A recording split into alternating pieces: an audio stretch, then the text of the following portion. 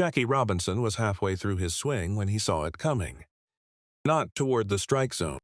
Not even close. The ball was headed straight for his skull, at 95 miles per hour. He dropped, hit the dirt, dust everywhere, silence in the stadium. Then he stood up, brushed himself off, and stepped back into the batter's box.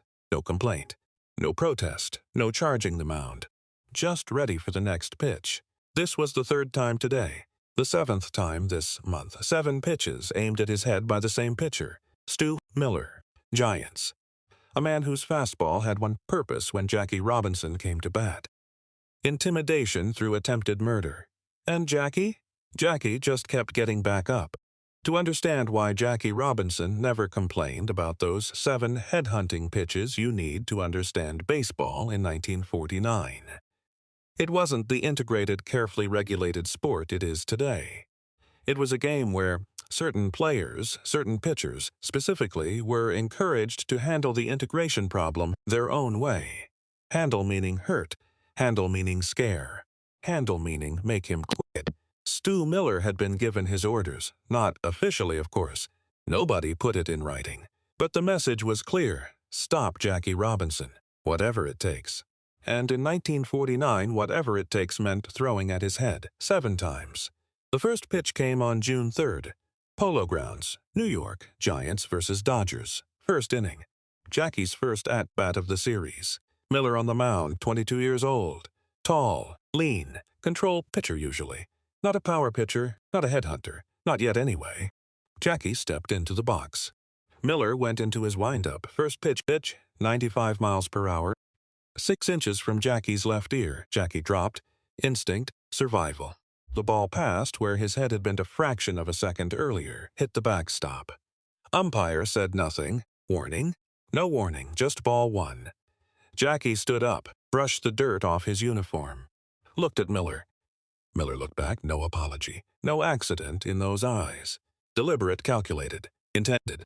Jackie stepped back into the box, second pitch. Strike over the plate, clean.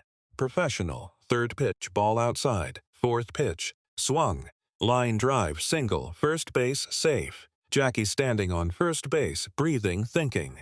That wasn't an accident. That was a message. From Miller, from Giants, from everyone who still wanted Jackie gone. Message received. Message ignored. Jackie would later tell his wife Linda about that first pitch. She asked him why he didn't complain to the umpire. Jackie said, "What's there to complain about? Pitcher threw inside. That's baseball." Linda said, "That wasn't inside, Jackie, that was at your head." Jackie smiled. Said, "I know, but if I complain every time someone tries to hurt me, I'll spend my whole career complaining. Better to just play, better to just survive, better to just prove them wrong." To understand Stu Miller, you need to understand where his orders came from. Not from the Giants manager directly. Not from the front office officially. But from the culture, from the unwritten rules.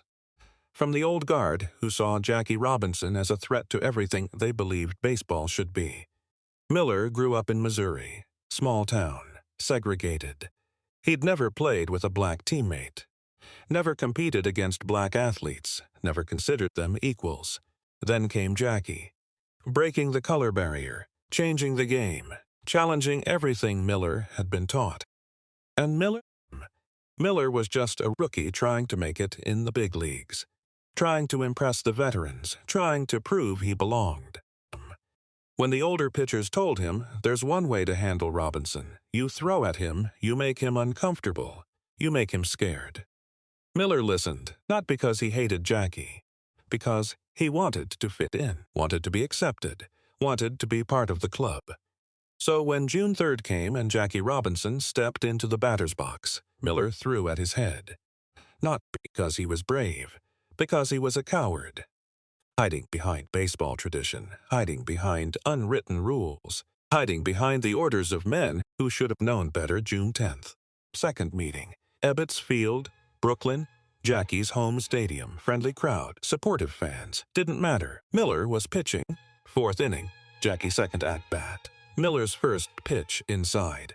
High, fast. Jackie ducked. Ball missed his head by inches. Crowd erupted. Booing. Screaming, someone threw a bottle onto the field. Umpire did nothing. No warning, no ejection, just baseball.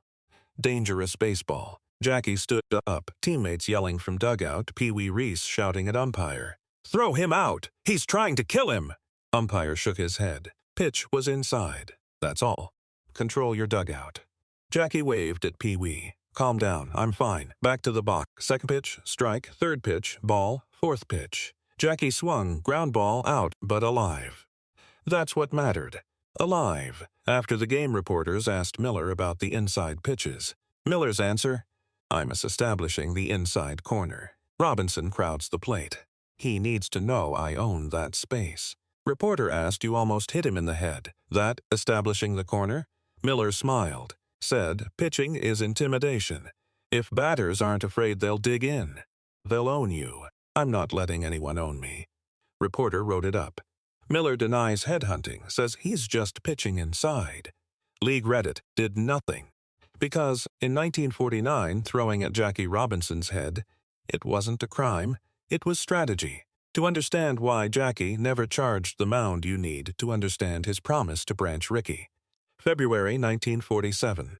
Ricky's office. Historic meeting. Historic contract. Historic burden.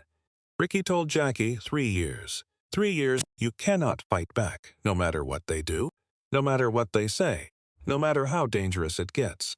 You fight back, you prove them right. You prove you're not ready. You prove integration was a mistake. So, you take it, you survive it. You prove them wrong through performance, through dignity, through excellence. 3 years, Jackie, can you do it? Jackie said yes. Promised, gave his word. 1949 was year 2. 1 more year. 1 more year of silence. 1 more year of turning the other cheek. 1 more year of getting hit and getting up. Stu Miller didn't know about that promise. Didn't know about the burden Jackie carried. Didn't know that every time he threw at Jackie's head, he was testing not just Jackie's reflexes, but Jackie's character. Jackie's discipline. Jackie's commitment to something bigger than baseball. Something bigger than revenge. Integration. Progress. Change future. That's what Jackie was fighting for. That's why he never charged the mound. Not because he was afraid, because he was brave. June 17th. Third meeting. Polo Grounds again. New York. Hostile territory. Giants fans hating Jackie, cheering every inside pitch, wanting blood, wanting failure, wanting Jackie gone. 6th inning. Jackie's third at-bat of the game, already been hit twice, not with the ball, with near misses. First at-bat pitch sailed past his ear, second at-bat pitch at his ribs, now third at-bat.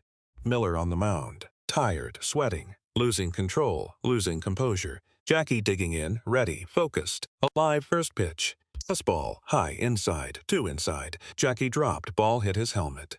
Glancing blow. Not devastating, but contact. Whack, helmet flying off. Crowd gasping, dugouts emptying, umpire running over. Jackie on his knees, head ringing. Vision blurry, but conscious. Alive, not dead, not dying, just hurt. Pee Wee Reese reaching him first. "Jackie, you okay? Can you hear me?" Jackie nodding. "Yeah, I'm okay," standing up slow. Careful. Checking for damage. Head okay. No blood, no fracture. Just pain. Umpire, asking you want trainer? Want doctor? Jackie said no. "I'm fine." Walking to first base. HBP. Hit by pitch. Take your base. Jackie walking. Not running. Not limping. Walking. With dignity. With composure. With control. Miller on the mound. Shocked. Had meant to actually hit him. Meant to scare him. Not hurt him. But the ball slipped. The anger took over. The pressure got to him. Now Jackie was on first base. Alive, angry maybe, but silent. Completely silent. After the game, Miller was called into the manager's office. Expected congratulations. Expected approval. Got something else. Got fear. Manager said, "Stu, what the hell were you thinking? You hit him in the head?"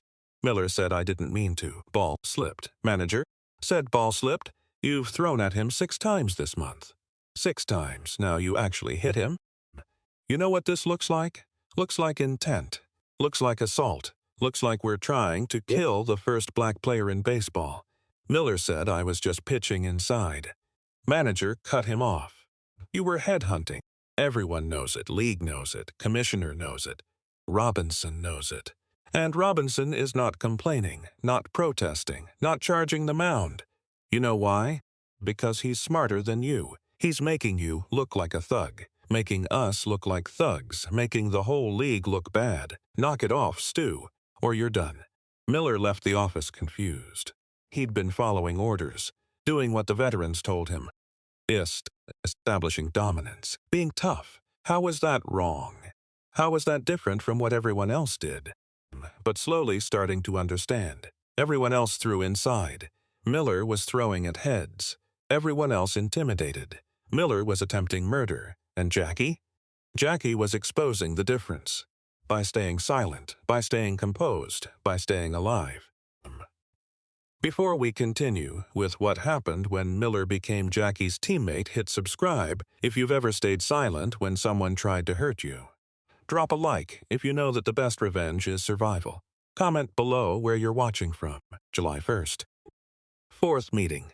Ebbets Field. Brooklyn again. Crowd ready. Crowd protected. Crowd angry. They knew what Miller had been doing. They'd seen the highlights. Read the newspapers. Heard the stories. Miller trying to kill their Jackie. Their hero. Their pioneer. Miller warming up in the bullpen. Nervous. More nervous than usual. Could hear the crowd. Could feel the hatred. Could sense the danger. His catcher said, "Stu, you okay? You look worried." Miller said, "I'm fine. Just focused." Catcher said, "Listen, maybe don't throw inside today. Maybe just pitch normal." Miller said, "What do you mean?" Catcher said, "You know what I mean. You've been headhunting Robinson. Everyone knows it. Today this crowd might riot, might come after you, might hurt you. So pitch normal, pitch smart, pitch safe." Miller nodded, understanding. First inning. Jackie's first at-bat. Miller's first pitch down the middle, strike. Second pitch outside corner, ball. Third pitch, low and away. Jackie swung, grounder, out. No drama, no danger. No controversy, just baseball. Crowd confused. Where were the inside pitches? Where was the intimidation? Where was the war? Miller had backed down, not because he'd changed his mind, because he was scared. Scared of the crowd. Scared of the consequences. Scared of what might happen if he hit Jackie again. Seventh inning. Jackie's third at-bat. Miller still pitching carefully. Nothing inside. Nothing dangerous. Nothing controversial. Jackie noticed. Everyone noticed. After the game, reporters asked Miller about the change, about pitching Robinson differently. Miller said, "I'm just locating better, finding my spots." Reporter said, "You didn't throw inside once." Miller said, "Didn't need to. Got him out anyway." But everyone knew the truth. Miller had been neutered by fear, by pressure, by the realization that trying to hurt Jackie Robinson had consequences. To understand what happened next, understand baseball trades 1949. Teams traded players constantly for talent, for money, for chemistry, to solve problems. Giants had problem. Stu Miller, young pitcher, talented, but controversial. Headhunter, thug, liability. Every time pitched, Brooklyn incidents happened. Near misses, hits, fan anger, media scrutiny, league pressure. Giants wanted Miller gone. Solution? Trade him. Where? Who take headhunter? Dodgers. Brooklyn, Jackie's team. Ironic, perfect, cruel. October 1949. Trade announced. Stu Miller to Dodgers. Fans shocked. Miller guy tried kill Jackie, our team? Management said yes. Miller talented.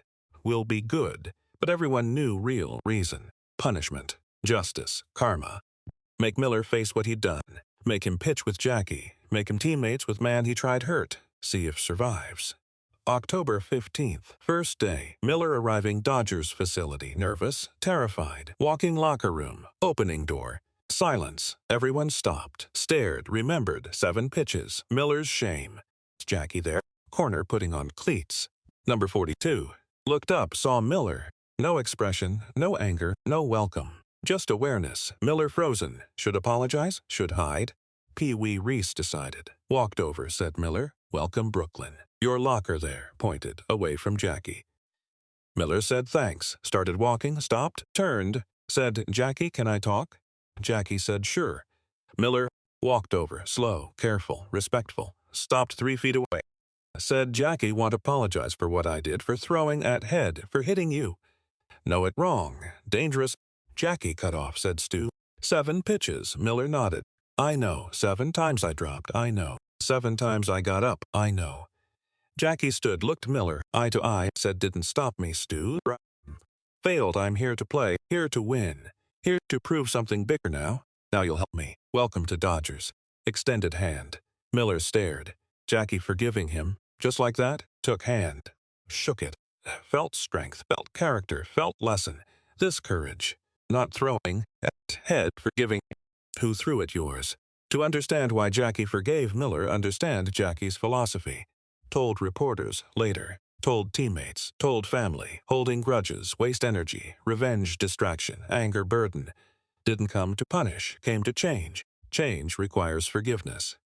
Requires moving forward, proving we can be better. Miller tried hurt me 7 times, failed. I'm still here, still playing, still winning, now teammate. We'll win together. Best revenge. Not making him suffer, making him witness my success, making him part of it. Power, victory. Justice, Miller heard words. After month with Dodgers, after pitching with Jackie, after seeing what Jackie dealt daily, racism, threats, pressure, burden being first, Miller understood. He'd been part problem, part hatred, part resistance, now could be part solution, part change, part progress if Jackie let him, and Jackie did. Because that's who Jackie was. 1950 season, Miller's first full year, first game, first time pitching Jackie teammate. Jackie second base, Miller mound. Batter hits grounder. To Jackie. Jackie fields, clean, throws first, out, routine play. But Miller noticed. Jackie's throw, perfect, quick, accurate, professional. Jackie did this every day. While dealing death threats, while handling beanballs, while carrying weight integration, just played. Perfectly. Miller realized. He'd tried break this man 7 times. Tried scare, hurt, end career. Jackie just kept playing, kept performing, kept being excellent. Not weakness, not cowardice. Strength, real strength. Kind Miller didn't have, game ended. Dodgers won. Locker room celebrating. Jackie walked past Miller, stopped, said, good game, Stu. Clean pitching, keep it up. Walked away. Miller sat thinking. Good game, clean pitching. After everything I did, he's encouraging, supporting, treating like teammate, like I deserve it. I don't deserve him, but we'll try. Try be worthy this forgiveness. Try be better. Years later, 1960s, Miller interviewed about Dodgers, about Jackie, about those 7 pitches. Reporter asked what was playing with Jackie after trying hurt him. Miller's answer honest, painful, true, most humbling experience my life. Went to Brooklyn thinking tough pitcher, competitor, warrior, learned I was coward. Hiding behind baseball tradition, hiding behind intimidation, hiding behind hatred.